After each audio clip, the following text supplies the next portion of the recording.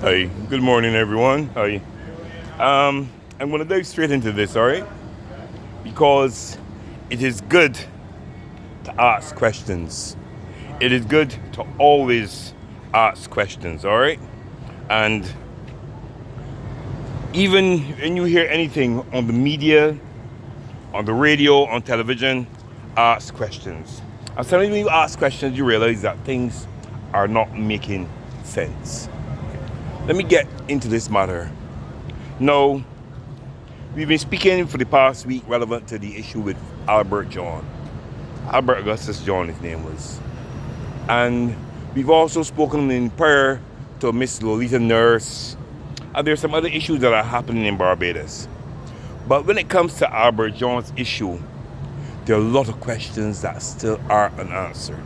People keep saying that people are talking and they don't know what they're talking about. People do know. There are people who are involved who know but have hidden things. I'll show you exactly what I'm speaking of, right? Hey. Alright. Now, a guy died during surgery last month. His family are asking what caused his death. This is last month. His family, they're middle class. But up to now, this guy cannot get an autopsy or an autopsy report to see why he died.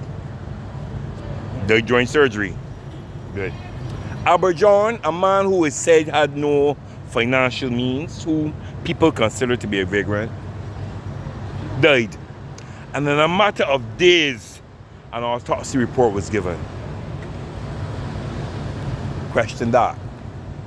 Pedro Calvo died under similar circumstances, and an autopsy has not been given on him yet either.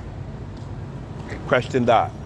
Anyway, when an autopsy is done, your family are called in to see, maybe not during, but after, are relevant to identification purposes. I've spoken to his family here in Barbados. They have told me that they were only allowed to see his face. His body was covered. You understand? They asked, can we touch his hands? Can we see his body? They were not allowed to see his body. And I'm talking fact. Okay, good. Anyway, we go on. The report came back and they said that Albert died of natural, a natural death. Okay, he died he died what's called a natural death. It wasn't unnatural, they say. What, however, people are asking is what was the underlying circumstance which caused Albert to die? Now I'm going to tell you this, right? Because this came through a source. They said that Albert died of something called a strangulated hernia. Now, strangulated hernia is when a person has a hernia and the blood is cut off. It releases toxins into your body, it causes gangrene, etc., and you die within a couple of hours. But in reading up on strangulated hernias, I was able to see that blunt force or trauma can cause the hernia to act up, to flare up. All right? And this is something that I would like you to ask yourself a question. What caused this hernia that Albert was living with to flare up suddenly? What caused this? It is a strange thing, But I'm going to tell you something now.